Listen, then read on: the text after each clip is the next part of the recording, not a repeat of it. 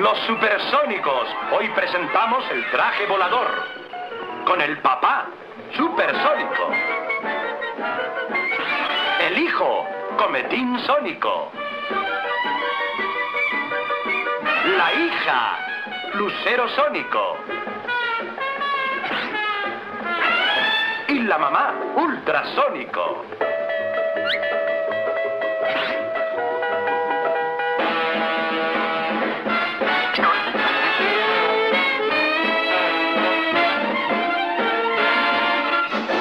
Bien, la definición de movilidad inteligente obviamente cambia con el tiempo, ¿verdad?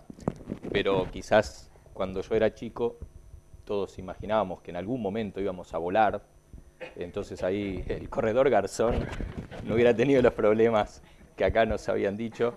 Pero bueno, lo cierto es que no. A veces la imaginación o las promesas de la movilidad inteligente, bueno, hay que bajarlas un poco más a lo concreto, ¿verdad? ¿Es este era el? Ahí está, perfecto. Bien, en algo coincidimos con el presentador anterior, con el director de movilidad, ¿sí? Que me gusta pensar el tema de la movilidad sustentable o la inteligencia de las personas, ¿sí? Y en todo caso las relaciones entre las personas es lo que desarrolla la inteligencia de un colectivo, de la ciudad también en su conjunto, ¿verdad? Sin embargo, cuando me invitaron, y muchas gracias por hacerlo, a hacer esta presentación, empecé a buscar en la ciudad mensajes de inteligencia. Y entonces, por ejemplo, encontré oficinas inteligentes. Encontré también taekwondo inteligente. Y la definición del taekwondo inteligente me pareció buena. Y también encontré esta que todavía estoy pensando a ver cuál es la cuestión, ¿sí? Entonces, hay muchos mensajes sobre movilidad inteligente y yo lo que traigo es nada más uno más para poner a discusión, ¿verdad? Y en realidad, hablando de la antropología, me gusta esta imagen de la psicología ecológica de un señor llamado Gibson en la década del 50, 60, y él mostraba cómo, en este caso, un experimento, el niño, ¿verdad?, tenía que definir qué hacer frente a una superficie que de pronto se detenía en su estructura básica, que era la que le estaba dando seguridad para moverse, para gatear, ¿sí? No sé si se llega a ver que hay un acrílico transparente, o sea que había como un vacío, ¿verdad? ¿Y qué es lo que hace en el experimento? Mira a la madre, mira al adulto en busca de una señal para aprender. Y seguramente repitiendo ese fenómeno, llega un momento que tiene confianza y entonces sigue avanzando, incluso con una superficie que no es la que lo estructura en la percepción para sentirse seguro. ¿Qué tiene que ver esto con la movilidad? Porque yo creo que la movilidad, la importancia de la movilidad, tiene que ver con la información que nosotros captamos en el ambiente. Para eso nos tenemos que mover. Esa información es nuestra percepción y la percepción es lo que alimenta la imaginación, el conocimiento, ¿verdad? Y la resolución de problemas. Entonces lo que hay de inteligente es poder resolver los problemas y para eso nos tenemos que mover. Por eso una sociedad que no se mueve en términos físicos, términos materiales, es una sociedad que tiene menos posibilidades de resolver los problemas que se le enfrentan. Porque esa movilidad nos hace encontrarnos con los otros y entonces tener como ese mensaje que tenía la mamá con su bebé de poder avanzar sobre aquellos momentos o esferas de la realidad que nos generan incerteza. Por eso, esto me parece también que comparto bastante, es una definición que aparece en una página, Montevideo 2030, creo que está motivada por la Intendencia, por el Grupo de Planificación Urbana, pero me pareció también interesante con un solo detalle. Pero ahí dice, la movilidad es un derecho de ciudadanía, ya que supone información, intercambio, posibilidades de acceso a las ofertas urbanas. Y luego agrega, trasladarse de un punto a otro en forma rápida y segura es además un factor clave de calidad de vida. Lo que no estoy de acuerdo es que siempre tiene que ser rápido. ¿Sí? A veces la movilidad no rápida permite informarse, intercambiar, acceder a los recursos urbanos, ¿sí? Y entonces creo que también tenemos que pensar la movilidad inteligente, tratar de sacarnos algunos valores que se han ido colocando como dominantes en nuestro pensamiento sobre la ciudad. Me salteé una diapositiva que decía de qué voy a hablar. Y lo que voy a hablar es, después de esta introducción, ¿verdad?, solo contarles algunos temas, problemas que las ciencias sociales en la Universidad de la República, y no solamente allí, han detectado de qué pasa con la movilidad hoy en Montevideo, pero sobre todo quiero contarles o informarles, algunos ya lo deben conocer, cómo es el trabajo que estamos haciendo desde el programa Unibici de la Universidad de la República para promover el uso de la bicicleta entre los universitarios y al mismo tiempo de esa manera contribuir a una movilidad inteligente en toda la ciudad y esperamos también quizás en otros lugares del país. Entonces, algunas características de la movilidad que aparecen en los estudios de las ciencias sociales. Uno ya se mencionó, el problema de la inequidad de clase, ¿verdad?, y territorial, en términos de la movilidad, ¿sí? El acceso y asequibilidad a los medios de transporte, a los distintos medios, servicios públicos relativamente ineficientes, con más énfasis en las zonas más pobres de la ciudad que en las zonas más ricas, a pesar que ahí hay un tema de cierto subsidio que ha hecho que incluso Montevideo, con los problemas que tiene, comparación con otras ciudades, todavía el transporte público llega a lugares que quizás si estuviera solamente en términos de costo-beneficio no llegaría, ¿sí? Y el tema también de la inequidad en los costos energéticos, ¿sí? ¿Cuánta energía tenemos que importar? ¿Cuánto petróleo tenemos que importar? A partir de los datos que también algo nos traía el señor Campal, ¿sí? Pero es un tema que a veces no lo tenemos tan presente. Y eso también, el transporte público, ¿verdad?, en base a fósiles es muy ineficiente y por lo menos hasta ahora. El otro punto que tiene que ver con la inequidad es el tema de la segregación. Hay un estudio que muestra que los montevideanos nos estamos moviendo cada vez más en lugares cerrados, ¿sí? Entonces las clases medias, medias altas, se mueven en la zona formal del sur de la ciudad, mientras que el resto de la sociedad se mueve en sus propios barrios, en sus propios circuitos. Quizás la encuesta Origen-Destino lo muestra también, en eso algunos mapas que hemos visto alguna vez lo manifiestan con claridad, ¿sí? Pero volviendo a la definición anterior, si esto es así, y decíamos que la movilidad es el encuentro con la gente, es el encuentro con otra información, si esto es así, que nos vamos encerrando en nuestra movilidad, estamos también poniéndonos límites a la solución de nuevos problemas. Otro aspecto que aparece en la literatura, ¿sí?, es obviamente el tema de la competencia por el espacio público. Y acá hay toda una definición conceptual. De fondo es, ¿el espacio público es un bien común o es el sustento de la mercantilización? Y cuando hablo de mercantilización tiene que ver con el uso de automóviles u otros objetos que hay que comprar o también el tema del consumo, la práctica del consumo, etc. Pero hay un punto que hoy se mencionó que también me parece interesante. Claro, la manifestación más clara de esa mercantilización es el aumento del parque automotor privado, que no es solamente en nuestra ciudad. Esto es una gráfica para todo el mundo que muestra, esta es la explosión del automóvil privado con relación al transporte público de un autor, Mitchell, desde la década del 30 del siglo pasado hasta el 2002, ¿verdad? O sea que en realidad somos un caso más de una tendencia global. Ahora, lo que a veces uno ve no es solamente por la apropiación privada del espacio que da el automóvil, ¿sí?, cuando se mueve, que ya se dieron algunos datos, sino que también en los barrios muchas veces encontramos, hay tantos autos que se necesitan talleres mecánicos, y esos talleres mecánicos también ocupan el espacio público, veredas, las calles, etc. Un tema que después, cuando les cuente algunas de las dificultades que tenemos para tratar de promover ciclovías, es, bueno, qué intereses tocamos, ¿verdad?, cuando tenemos que levantar, por ejemplo, un estacionamiento en una cuadra o en 3 cuadras. No es solamente al auto que va y estaciona, que capaz que lo podemos convencer de que, bueno, es mejor tenerlo, en lugar de tenerlo 6, 7 horas estacionado, cambiar de medio de locomoción. Hay mucho auto estacionado que no es solamente para el transporte. Otro aspecto que tiene que ver, aparece en la literatura de ciencias sociales, bueno, el problema de cómo el servicio público de transporte en Montevideo, un servicio controlado por la Intendencia, pero está a cargo de las empresas privadas, ¿sí?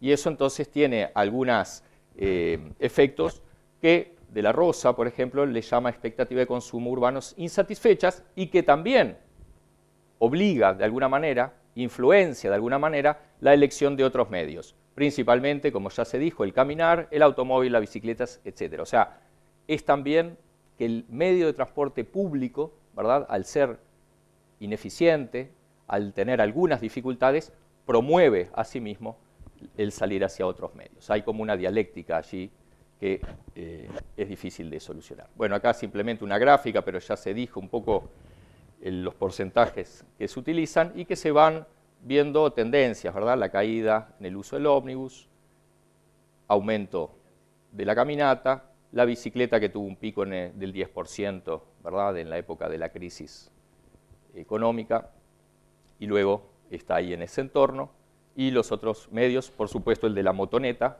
¿sí?, que hoy no se mencionó, pero es un gran problema, no solamente en Montevideo, sino también veníamos conversando con algunos colegas en otras ciudades fuera de Montevideo, donde también el programa Unibici quiere actuar en ese sentido. Finalmente, aparece todo el campo de la convivencia en el tránsito como un problema, ¿sí? Y acá hay aspectos psicológicos, hay aspectos culturales, aspectos económicos, en fin. Por ejemplo, perdón, yo dije que me iba a pasar esto, que uno siempre va. Rosal y Feynman hacen un estudio, ¿verdad?, sobre la siniestralidad, y ellos dicen, bueno, la siniestralidad es una manifestación de una violencia estructural, ¿sí?, y que tiene que ver, por ejemplo, con relaciones económicas, ¿verdad?, donde algunos trabajadores tienen que estar muchas horas en el volante o cobran a destajo para hacer la mensajería, ¿sí? Entonces, hay ahí algunos temas que van más allá de decir con qué medio de transporte nos movemos. Tiene que ver con la forma en que nos estamos moviendo. Y lo otro también que aparece en otros artículos es el tema de los rituales de masculinidad asociados sobre todo con el uso del automóvil, ¿sí? Pero no solamente con el uso del automóvil privado, sino que también otros medios. En ese sentido quería hacer un pequeño comentario. Hay estudios de sociología en Dinamarca que muestra que la mejor forma de poder sacar a un hombre de un automóvil es subirlo a una bicicleta, porque en realidad tienen parecido comportamiento y parecida sensación de libertad, de control, de dominio, ¿sí? Así que bueno, capaz que ahí tenemos también una ventaja de la bicicleta para atacar un poquito este ritual de masculinidad, pero que por supuesto lo que uno puede matar o dañar con una bicicleta es mucho menor de lo que puede hacer con una 4x4 o con un automóvil de cierta cilindrada. Ahora sí, Unibici, ¿verdad? Estoy ganando tiempo para que haya espacio para las preguntas.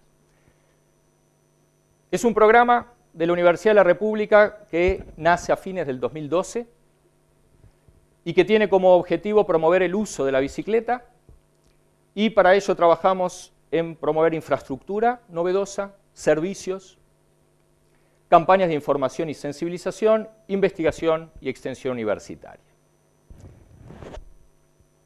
Al mismo tiempo, queremos contribuir, como decíamos, trabajando hacia adentro de la Universidad de la República con el afuera, con el entorno que la rodea, porque entendemos que la universidad, y en particular para la ciudad de Montevideo, es un estructurador urbano, ¿sí? Y ahora les voy a mostrar cómo eso se ve en la evolución de los planes donde la bicicleta ha estado incorporada. Contribuir entonces, y para eso trabajar con los organismos y organizaciones sociales competentes. Ahí entran las organizaciones ciclistas, las intendencias, ojalá algún día también con el Ministerio de Transporte y Obras Públicas, que hasta ahora no hemos tenido mucho contacto. Lo que les decía, no me voy a remontar atrás hacia otros momentos de la historia de la ciudad, pero tomemos lo que ha sido, creo, el principal trabajo de intentar imaginar la ciudad a mediano o largo plazo, ¿verdad? Tenemos el Plan de Ordenamiento Territorial 1998, esas son, ¿verdad?, un poco la estructura que se pensaba en etapas, pero lo importante del POT es que es el que sienta las bases de la bicicleta, tiene tres funciones, por decirlo de alguna manera, ¿sí? O el ciclismo urbano. Por un lado, como complemento del transporte público, como transporte autónomo, y entonces se reconocía la necesidad de vías seguras para el ciclismo, y no solamente para llegar a las terminales de buses o intercambiadores, y también para la recreación, ¿sí? Desde ahí quedan planteadas esas tres, como decía antes, funciones o espacios donde la bicicleta tenía su lugar en la ciudad. O sea, bastante integral la mirada.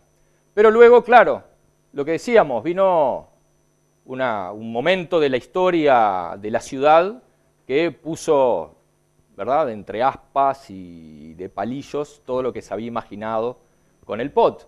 Y se forma la Comisión del Birrodado en el 2003, ¿verdad?, con una amplia integración. Y acá el problema, ¿cuál era? Eran los pobres en bicicleta. Y entonces lo que se pensó para actuar en la ciudad era por los grandes flujos donde las personas que habían tenido que tomar la bicicleta, porque no tenían otra opción, llegaran a su lugar de trabajo y sobre todo al centro. Y luego viene el plan de movilidad. Superado ese momento, otra vez hay espacio para pensar la ciudad de forma global. Sin embargo, la bicicleta ahí se ve mucho más reducida su papel, su rol, que lo que había sido en el POT. Se recogen ideas del POT, pero si uno lo ve en cuáles son las propuestas, ¿verdad?, es mucho menos kilómetros de ciclovía, por ejemplo, por manifestar solo un indicador. Pero se mantiene, de todas maneras, dos de las tres principales funciones. Se mantiene la función recreativa, y entonces se plantean, por ejemplo, lo que está aquí en azul, que son las ciclorrecreativas, o un espacio para poder, por ejemplo, los domingos, tener libre para circular, no solamente con bicicletas, sino también con otros transportes activos, skates, patinetas, rollers, en fin, o caminar. Y se mantiene también la idea de la llegada a las estaciones de transbordo. A partir de allí, y un poco por el trabajo de algunas organizaciones, pero también porque se vio que era una necesidad, empieza a haber una cierta transformación y se recupera la idea, muy gradualmente, de la bicicleta como un sistema autónomo, no solamente como complemento. Y es ahí, en ese contexto, donde podemos ubicar a Unibici. ¿Y por qué quiere Unibici aparecer? ¿Por qué emerge? No es que quiera aparecer, es una resultante, ¿no? Un emergente, como dicen los psicólogos sociales. Tenemos, por un lado, la idea de una reforma universitaria que va a promover mayor circulación de estudiantes entre los distintos servicios universitarios, entre las facultades, ¿sí? Porque con el tema de la acreditización de las carreras, bueno, los estudiantes pueden encontrar materias en otra facultad. Un segundo aspecto es el aumento de la cantidad de universitarios que van a concentrarse, se van a acercar a ciertos conglomerados que tienen que ver con el plan de obras de mediano y largo plazo, por ejemplo, en el Parque Rodó, en Goes y en el Parque Valle, ¿sí? Donde hay, por ejemplo, aulas que son comunes a distintas facultades y entonces tienen que movilizarse hacia esos espacios para recibir las aulas.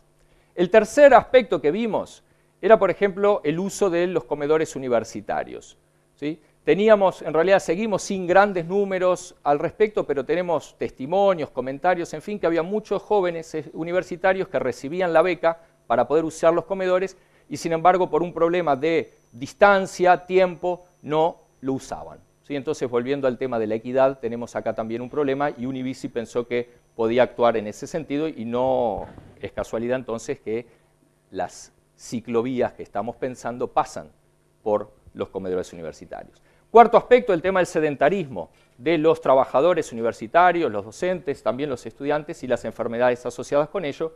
Entonces, podíamos como matar varios pájaros de un tiro. Y finalmente, la idea de la ambientalización de las prácticas universitarias, ¿sí? Pensar a la universidad como un sujeto que provoca efectos ambientales, ¿verdad? Y que no es tan común tenerlo presente dentro de la propia institución.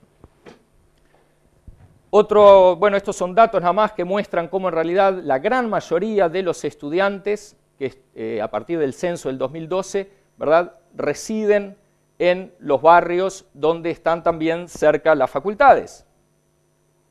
Sí, acá es un trabajo que hizo Adrián de la Facultad de Ingeniería, ¿no? Donde muestra, y que es una tendencia de largo plazo, ahí se toman varias, creo que desde el año 60, ¿verdad? Entonces, de nuevo, es para justificar, digamos, el hecho de que podemos llevar adelante este plan y tenemos la masa crítica de personas que podrían, de alguna manera, sumarse a esta idea. Entonces, ¿qué es Univici? Un estructurador que tiene como dos principios en su espíritu. El de suficiencia, que quiere decir utilizar el medio adecuado para lo que necesitamos hacer, y la equidad, por lo que les mencionaba, no solamente de las personas vinculadas a los comedores universitarios, sino también por esa equidad global de la ciudad. Esto fue un primer mapa que se le presentó al plan de movilidad para trabajar, le llamamos el plan de mínima, que justamente une los conglomerados del Parque Valle, el Parque Rodó y el Palacio Legislativo, que se concretó con una primera etapa de lo que llamamos el bicicircuito del sur, que muchos de ustedes quizás ya lo han recorrido, ¿verdad? Y que por supuesto tenemos todavía que hacer una fuerte evaluación al respecto y ojalá haya algunas preguntas o comentarios después para la parte de intercambio. Ese bicicircuito une 4 principales facultades y otros servicios universitarios. Acá solo algunas imágenes para mostrar de cómo funcionan. Y acá hablamos de nuevo de la inteligencia y el probar, ¿sí? Estamos probando, junto con la Intendencia, 3 soluciones técnicas al tema de la movilidad en bicicleta, ¿sí? Y cada una tiene sus pros, tiene sus contras. Es la ciclovía segregada, es la calle 30 de convivencia, que en realidad calle 30 hay autos que van mucho más que a 30, ¿verdad? Y otros van más lentos también. Y finalmente la bici senda, ¿verdad? Por encima de la vereda en el caso del parque. Los estacionamientos asociados. De alguna manera el entusiasmo dentro de la universidad y también fuera de lo que fue esta primera inauguración del bicicircuito nos motivó para agarrar y plantear a organizaciones sociales la posibilidad que en el presupuesto participativo de Montevideo se pudiera, ¿verdad?, hacer una propuesta para poder ampliarlo a lo que era el mapa de mínima. Y bueno, fue bien recibido y se estuvo trabajando y salieron votadas 4, ¿verdad?, nuevas ciclovías que de alguna forma llevarían adelante esta idea de campus ciclista universitario, ¿sí? Y esto es en realidad, imaginando un poquito la articulación entre ese circuito universitario, que no nos gusta mucho llamarle como tal, porque no es solo para los universitarios, pero cómo se articularía con algunas propuestas que también están planteadas para la ciudad, como lo que es la Ciudad Vieja, y también en algún momento se pensó la idea de una ciclovía en la bahía de Montevideo, y por supuesto lo que ya existe, Boulevard Artigas, que habría que mejorarlo bastante, y lo que se está haciendo en otras calles como General Flores y Boulevard Artigas, ¿sí? Esto de alguna manera podríamos plantearlo como que es la aspiración de los próximos 2-3 años de Univici para el resto de la ciudad y, por supuesto, incorporando lo que son los planteos de otras personas. Entonces, ¿cómo estamos construyendo e imaginando la movilidad sustentable para personas inteligentes desde Univici? Multimodal, no lo podemos olvidar, no es la bicicleta sola, va a seguir habiendo autos, va a seguir habiendo ómnibus, peatones, por suerte, ¿sí? Y lo que hay que trabajar es en cómo hacemos, a partir de ese concepto de suficiencia, qué es lo más adecuado para cada uno de los tipos de viaje que queremos realizar. Una movilidad segura, una movilidad fácil, en el sentido que ojalá en el futuro no tengamos que estar pensando demasiado sobre la bicicleta, sobre las ciclovías, sino que se tome con mucho más naturalidad. Eso es lo que pasa en las ciudades donde la bicicleta está incorporada a los medios de movilidad, ¿sí? No hay que pensarla tanto, se usa y se generan otros problemas también. Y que sea inclusiva. Muchas gracias.